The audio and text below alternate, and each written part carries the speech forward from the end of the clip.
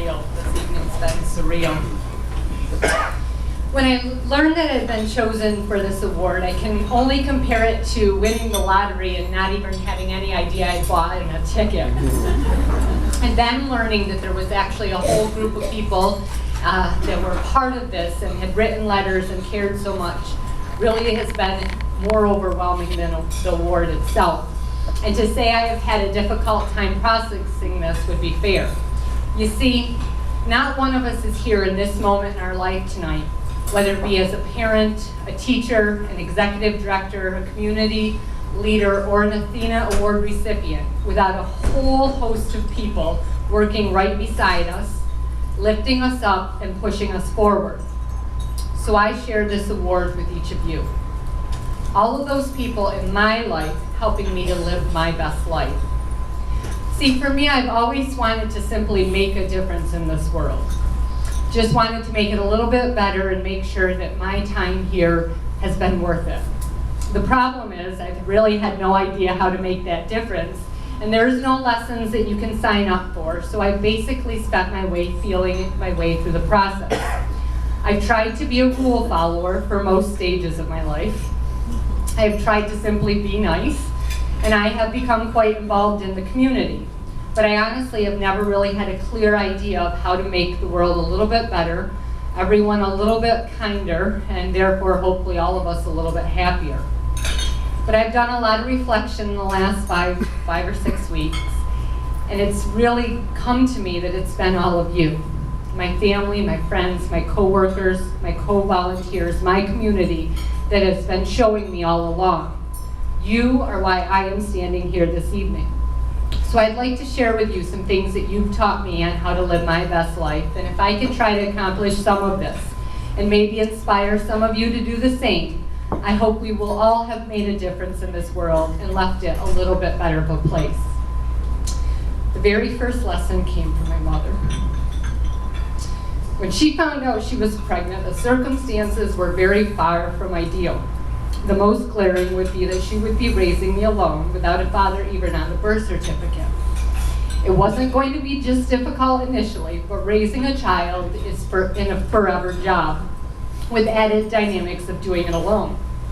As I have gotten older and become a parent myself, I have such a deep appreciation of how difficult and a terrifying a spot she was in at only 22. She faced making a decision, one that many young women who have been in similar shoes have been forced to make. They see their perception of an easy, at least for the short term, answer, and unfortunately, that is the choice that some make. But my mother did not choose what was necessarily going to be easy. In fact, she might tell you that it hasn't been easy at all, but I hope it's been worth it. She chose me. And I believe that if we did not make decisions based on what is easy, but on what is simply right, the world might be a little bit better of a place. Now my grandfather, he stepped in, and in many ways, he filled the void for a fatherless child. My relationship with my grandfather was simply wonderful. However, my grandfather was a recovering alcoholic, and unfortunately, as a result, he did have some strained relationships. I became a second chance, and let me tell you, he did not make a single mistake in our relationship. Close to his death when I was 16, he told me that I was always more like a daughter to him than a granddaughter. And while it was nice to hear, I already knew it. I miss him more than words, but I am beyond thankful for the time and the relationship we had, and I believe that if we granted mercy, redemption, and second chances, perhaps we were all a little bit more forgiving. The world might be a little bit better of a place. Now, my grandmother was married to this man for almost 50 years before he passed away from cancer. They raised 9 children, and to say that times were tough would be accurate. However, this is a woman who knows how to love. Her children and her grandchildren and her great-grandchildren will tell you that she does not necessarily say, "I love you" often, but she sure does know how to show you. When my grandmother stood before God to marry my grandfather, she did not say, "I will try as long as things don't get too difficult." She said, "I do." And I believe that if we saw marriage as a vow in front of God, that what we said was, I do and I will, and not I hope so, the world might be a little bit better of a place. Now, I might not have a biological father in my life, but in many ways I have so much more. You see, my uncles, aunts, grandparents, they have filled so many roles in my life. Because my mother was a single parent, my family stepped up and became such a tremendous part of my life. My mother has 5 brothers who have been great to me in countless ways, and her 3 sisters, Aunt Janine, Aunt Dar, and Aunt Ro, and their husbands, Uncle Rich and Uncle Dennis, mean the world to me. They've lived with me, shared a very, very small bedroom. We went on vacations together. They provided me with things I needed and things I simply wanted. You see, my extended family is not just aunts, uncles, grandparents, and cousins. They are like second parents, they are like siblings, and they are even more like my friends. Nowadays, too often, maybe because families are broken, maybe in 2-parent homes we don't think they need the help, maybe it's because extended families live further away or we don't even know who our neighbor is, whatever the reason, many children don't have the influence, support, and love from a whole huge group of people like I did. And I believe that if we recognize that it does take a village, the world might be a little bit better of a place. My stepfather entered my life when I was 13, and let me tell you, this was not part of my plan. I did not necessarily handle that transition well, but looking back, I'm not certain many 13-year-olds would have. However, once I was able to move past the unplanned, all sorts of blessings unfolded. My stepfather, Dennis, has filled a void that I never could have for my mother. I have gained more extended family that have accepted me as their own, and the icing on the cake was that I was no longer an only child. But my brother Jonathan was born when I was 15, and my sister Hannah came when I was 17. Even though a fairly large age gap exists, I hope I have played and will continue to play the role in their life that all my extended family has for me. Watching them grow and become the intelligent, strong, and loving people they now are has been a highlight, and I am so excited to share in their future. And I believe that if we quickly move past the unplanned, the unexpected, and even the unwanted, the sooner we would receive the gifts that God intended, and the world would be a little bit better of a place. I had just started my senior year of college when I started dating Travis. Travis came with a big family, parents and 4 sisters, many of whom were already married with children of their own. And having primarily grown up as an only child in a single-parent home, this was not what I was used to, and I really had no idea how to transition into such a large, already established group, but I had nothing to worry about. What a blessing it has been to have each of them in their own way accept me into their family. The Flints have grown even more and have even added a room onto their home for holidays and family gatherings with 16 grandchildren.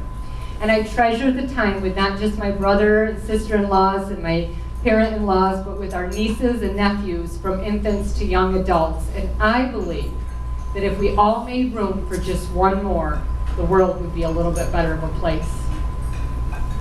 I began working when I was 11, but I didn't start my first professional job until right out of college about 10 years ago. Now, during that time, I have acquired some things, even as significant as a forever home. But when I look back, it is not about the things, but the people I have met, the countless relationships I have established. Over the last decade, the people I have reported to, have worked beside, who have reported to me, the network of people from various boards I have served on, community organizations I have been part of, and the people I have worked to serve have taught me more than I ever came close to learning in college. They are my mentors, my supporters, and my friends. They lift me up, but they keep me grounded. They are all of you. My jobs have been rewarding and provided me with some opportunities to gain some things, but it's the people I have met that have made all the difference. And I believe that if we cared more about relationships and less about things, the world might be a little bit better of a place. Now, many of these people have come into my life through a whole host of community organizations I am part of. If you've glanced at my bio, you might have noticed I'm involved in a couple. And the number one question, with people also knowing I have a husband and 2 young sons, is how do you find the time for it all? But it's a very simple answer. It's about prioritizing, and it is actually quite easy. Since faith and family need to be number one, the organizations I am part of cannot conflict with either. And better yet, it is great when they actually support those 2 things. My boys have been to board orientations. They've even been to a board meeting or 2. They have been part of community events and even volunteer opportunities. And when my husband and I have what many people refer to as a date night, it is normally at some sort of community fundraiser. So many people are in bowling or golf leagues. They have gym memberships. Maybe they spend hours in the garden or hours at the mall. And those are all good and important things. But in our family's case, other people in our community and the time spent on them brings us the most joy and remains a top priority. And I believe that if we shift our time and focus just a little bit away from ourselves and a little bit more toward others, the world might be a little bit better of a place. I wasn't looking for a new job when the opportunity to work at the Watertown Urban Mission came along, but it became something I could not turn down. For me, I would be able to live my faith. And speaking about people and relationships being who matters, I have met some of the absolute best people who have enriched my life and had what I call a forever impact. These people are my co-workers, the employees of the mission, and they are the volunteers of every level. From people who work directly with the clients, put soup on the shelves, or hang clothes, to people who led our capital campaign or lead our board. Now, what sets these people apart is very simple. The people of the mission do not treat their employment or their volunteerism as a box you check. They don't show up on National Volunteer Day. It is not a 9-to-5 job for them. It is not something they do, it is who they are.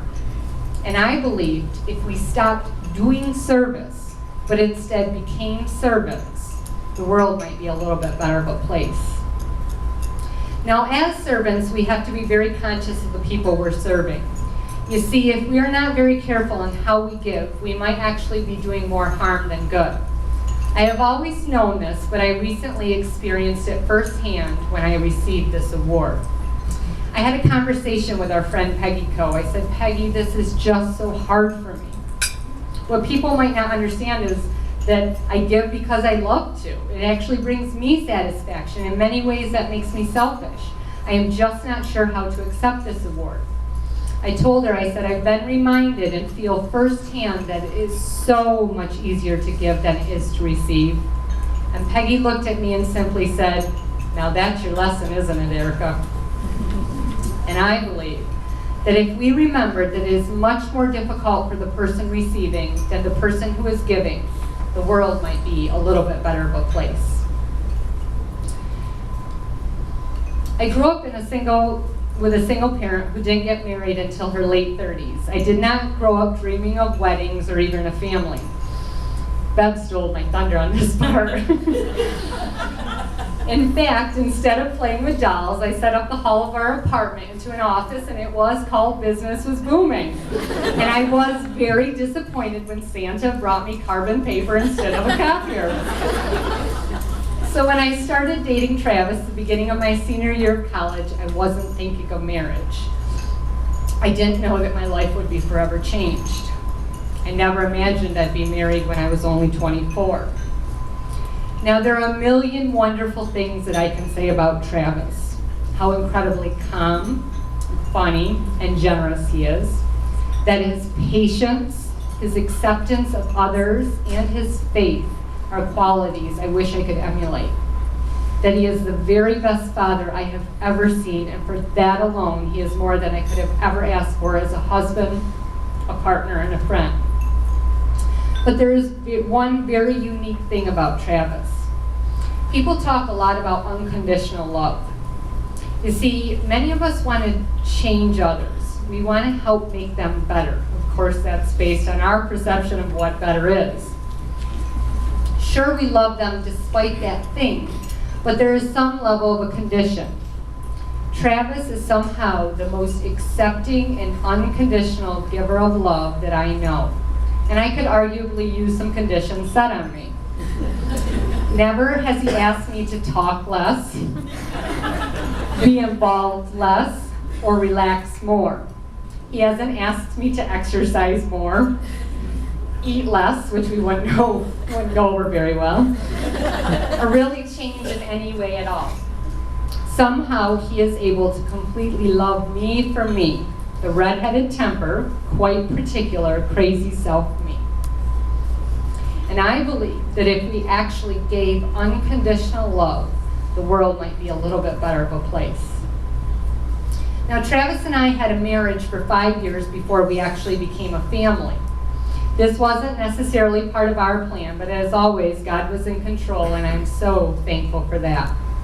After a challenging journey, one where we questioned a lot of things, but never a commitment to each other, we first welcomed Lucas Bruce, and then 2 years later, our family was complete with Micah Dennis.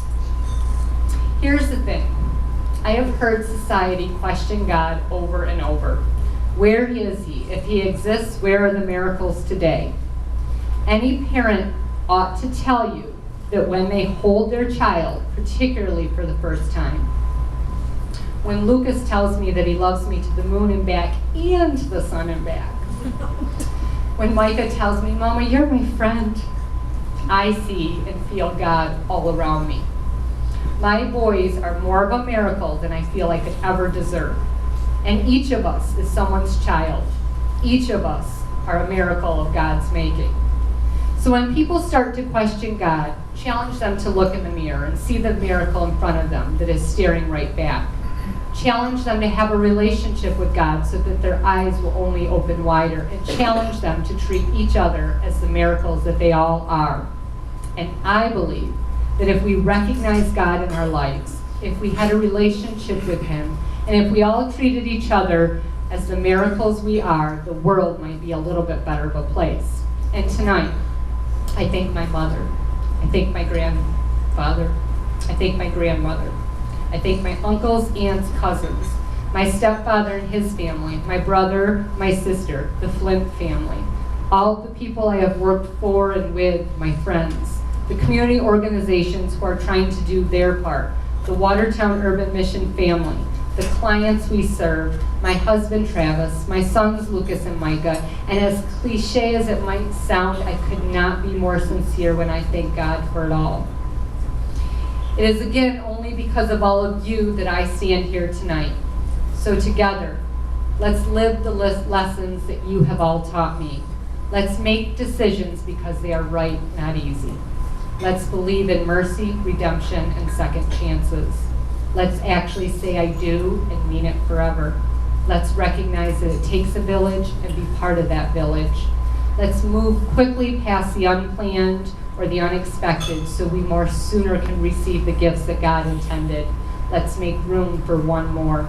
Let's care more about relationships and less about things.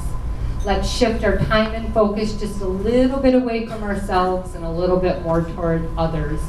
Let's stop doing service, but instead become a servant. Let's remember that it is much easier to give than it is to receive, especially when you're the one giving. Let's love unconditionally. Let's have a relationship with God and treat each other as the miracles he created. And together, my friends, let's try to make a difference and make this world a little bit better of a place.